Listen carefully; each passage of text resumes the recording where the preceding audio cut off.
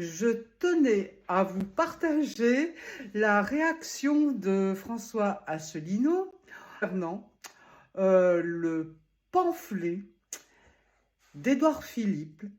Je suis en colère. Alors, à écouter et surtout vos réactions. À plus tard. On en est à parler d'ailleurs des candidats à l'élection présidentielle. Alors j'ai vu un autre truc. Ça, c'est le magazine L'Express ou Le Point. Vous allez me corriger. C'est peut-être Le Point. C'est sur Édouard Philippe. L'ancien Premier ministre et candidat déclaré à la présidentielle de 2027 sort la semaine prochaine le prix de nos mensonges, J.C. Lattès, un ouvrage avec ce leitmotiv, si nous voulons avancer, arrêtons de nous mentir. De nos mensonges. Mais qui parle pour lui.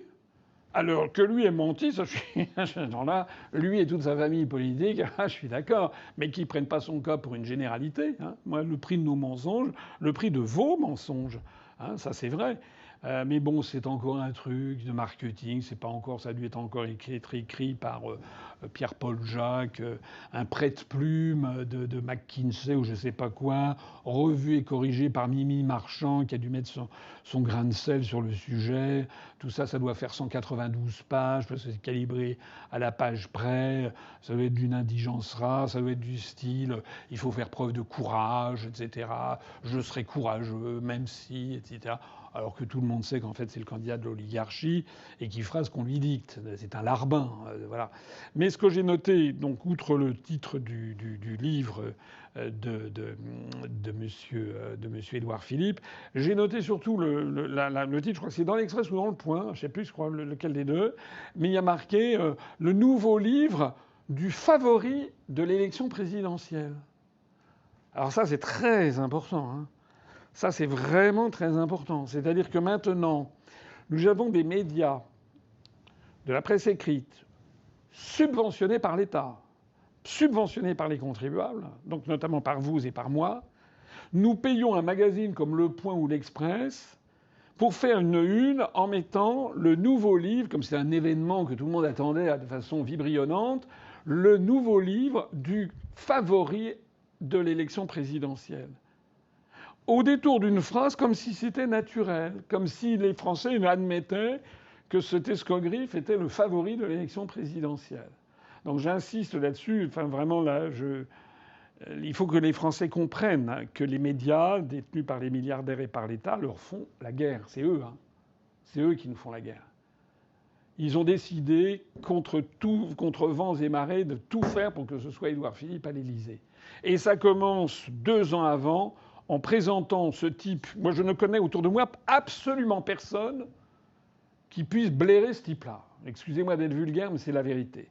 C'est comme quand on nous explique aussi qu'il y en a qui en pinceraient pour Raphaël Glucksmann.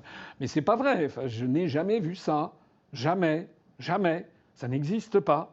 Donc là, on nous dit qu'il y aurait je sais pas, un nombre considérable de Français, 35-38% des Français, qui un peu plébisciteraient cet individu dont le bilan est un désastre absolu.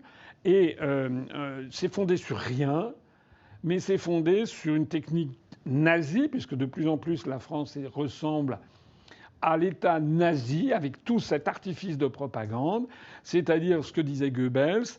Répéter un mensonge 10 fois, ça reste un mensonge. Le répéter 10 000 fois, ça devient une vérité. Donc à force de dire jour après jour, vous savez, c'est comme l'eau qui finit par percer le granit, jour après jour, semaine après semaine, mois après mois, que Édouard Philippe est le candidat préféré des Français, est le favori de l'élection présidentielle, il y a malheureusement certains esprits faibles ou des gens qui ne s'intéressent pas beaucoup à la politique et qui ont spontanément l'instinct grégaire, qui se disent oh ben moi je sais pas, je vais faire un petit peu comme tout le monde, et hop, qui vont se mettre à voter pour Édouard Philippe, qui est alors c'est vraiment dégueulasse parce que c'est le pire adversaire des gens modestes. Je rappelle quand même que son projet, c'est de porter la retraite à 67 ans.